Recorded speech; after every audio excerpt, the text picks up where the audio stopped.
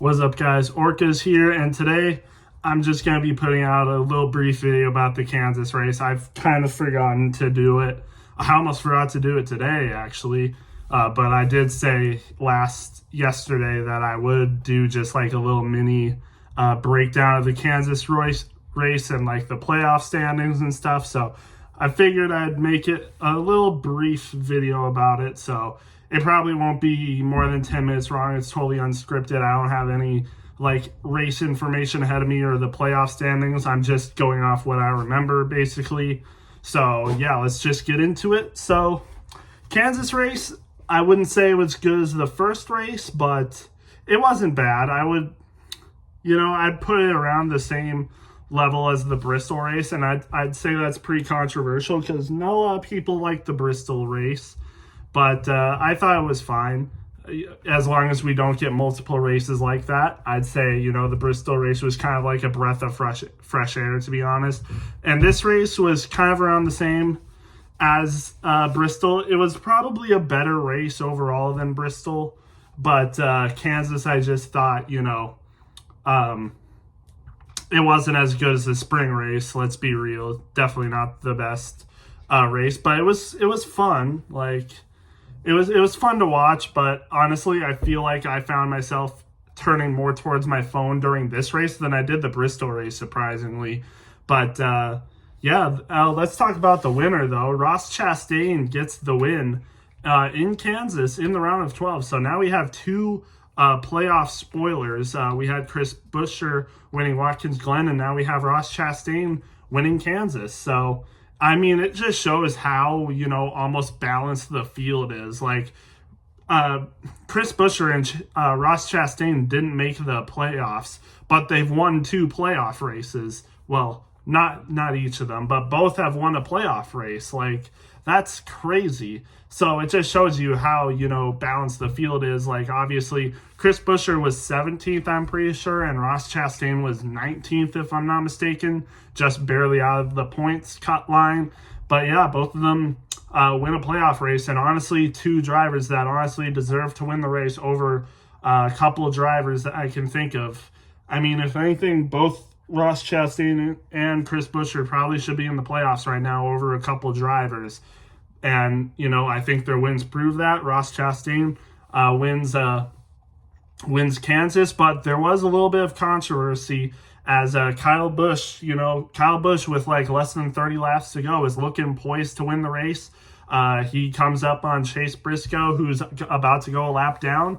And a lot of people think Chase Briscoe didn't race him fairly. They think that he should have given Kyle Busch enough room to pass him on the outside, and he didn't. Kyle Busch ended up spinning out, and Kyle Busch ended up not winning the race like he possibly could have. So, and a lot of people are mad at Chase Briscoe about that. A lot of people, and I would say unfairly so, because you got to remember, Chase Briscoe is a playoff driver.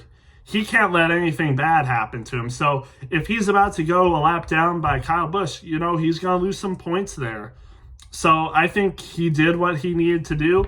And I don't even think he raced him that unfairly. Like, if he raced him unfairly, I would say he probably would have shut the door on him. But he didn't really do that. He ran the exact same lane.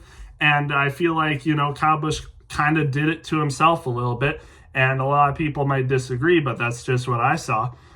Chase Briscoe, obviously, if this was a normal race, I think Chase Briscoe probably gives him more room to pass him on the outside, but he didn't do that, and Kyle Busch ended up spinning himself out, and I think that was just a race issue. I don't think it was either Kyle Busch or Chase Briscoe's fault. I think that's just a racing incident. But I'll defend Chase Briscoe on it. I know a lot of people won't, and I feel like a lot of people are going to not like to see him in the 19 next year, but Chase Briscoe, if you're watching this, I am behind you all the way for JGR number 19. Favorite driver next year. Let's see it. And honestly, I hope he wins Talladega. Yes, I'm a totally unbiased Chase Briscoe fan now. You've heard it here.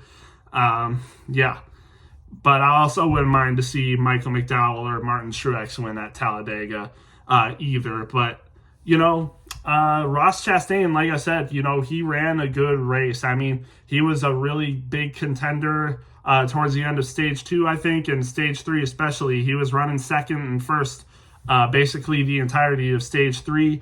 So, yeah, he deserved the win.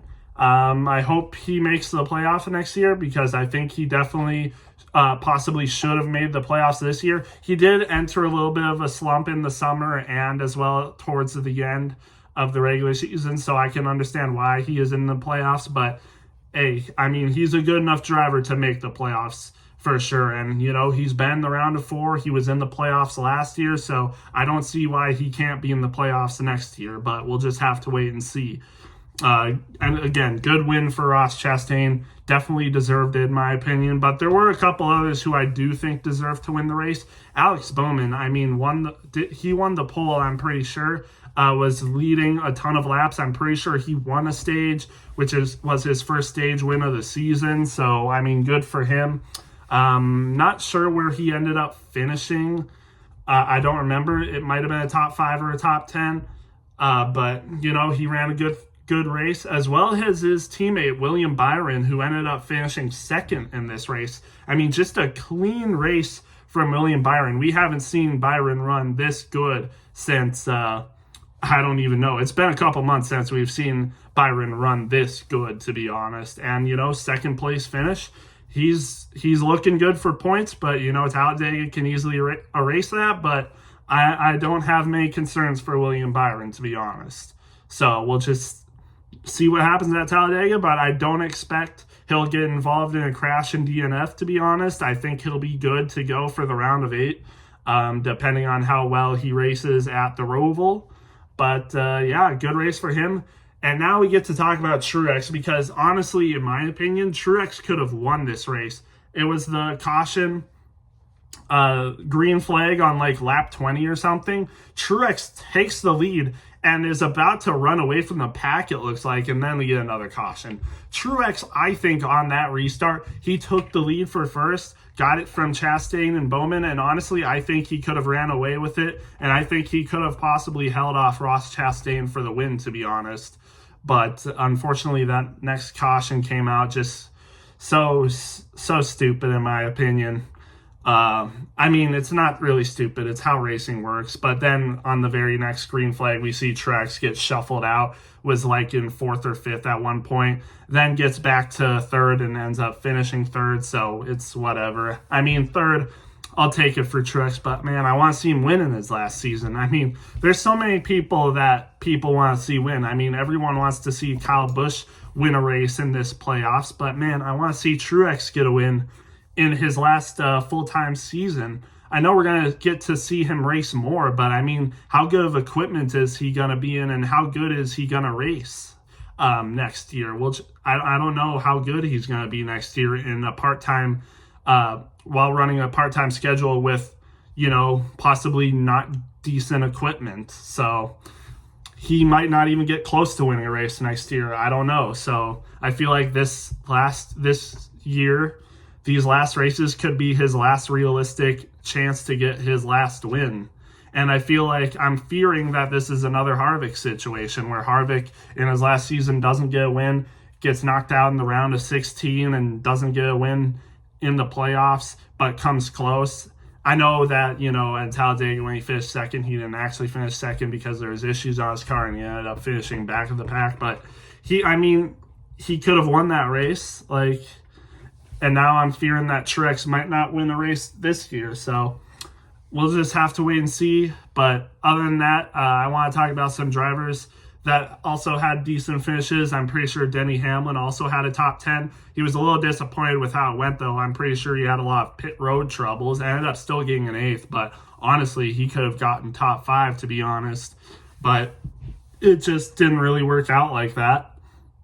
And you could tell he was definitely very disappointed during the interviews and stuff, despite getting an 8th place. I want to talk about Zane Smith, though, too. Zane Smith with a top 10. I'm pretty sure he finished exactly 10th, so honestly, good for him. I mean, if Zane Smith doesn't have a Cup Series ride next year, I don't know what gives, because I think he's definitely deserved another Cup Series ride. Heck, if Noah Gragson earned a ride from his last year's rookie season, how tragic that was and how it ended, I definitely think Zane Smith deserves a second chance in another Cup car coming next year. And I would definitely be very disappointed if he doesn't get another chance, because I think, during these last races after the Olympics break, he's definitely proved that he's worthy of having another chance, in my opinion. But, we'll just have to wait and see what happens with him. Some people that didn't have good finish who were also playoff drivers, Austin Cindric was a lap down, I'm pretty sure. He is minus 29 to the good, so he needs to have a really good race at Talladega to make up those points, in my opinion. And if he can get a good finish at the Charlotte Roval, he might put himself back in.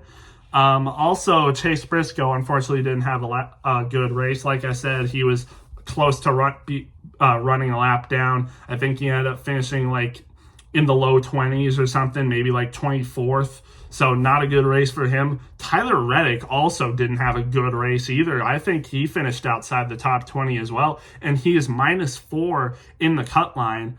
Like, that is not good for Tyler Reddick. I mean, everyone, I think, had Tyler Reddick being in the round of 8 at least, and a lot of people have him in the round of 4. And now coming into Talladega, he's -4. And now he did win the spring Talladega race, but, I mean, anything can happen at Talladega. He might not see the same finish at Talladega this time. So, he's going to have to bring it. I think he's going to have a little bit of luck, and hopefully for him, he can find himself back in the good. But right now, he's -4. Very not good. And also, Kyle Larson didn't have a good race either. I'm pretty sure right now he's only like +18, and he was like +39 or something coming into the race. And it's not good. I mean, if Kyle Larson crashes out at Talladega like he has done at other super speedways or drafting tracks, I mean, he could find himself in the negative too. Like, it's just interesting to see, because we've seen, Daniel Suarez has run good at drafting tracks. I mean, really good finishes at Atlanta. I know Talladega is different, but he's shown that he can run good at drafting tracks. Obviously, Austin Cindric has shown he can run good at drafting tracks. Joey Logano, who's only +4 right now, has shown he can run really good at drafting tracks.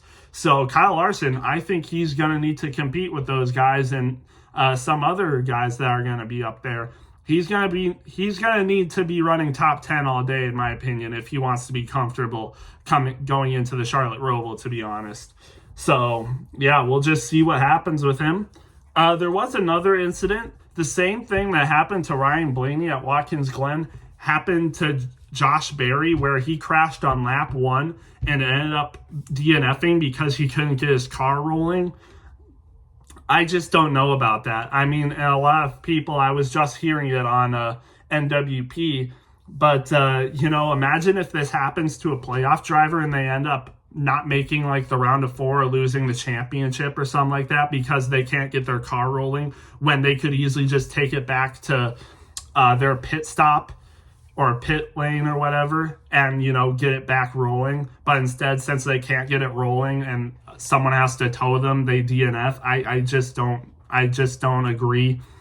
But we'll see what happens. I mean, I feel like if they continue this rule, I feel like it's going to happen sooner or later, and it's going to be very controversial. So we'll just have to wait and see. But again, going back to the race itself, I'm almost done with the video here. I think the race was okay. It wasn't the greatest, in my opinion. Definitely didn't live up to the spring race.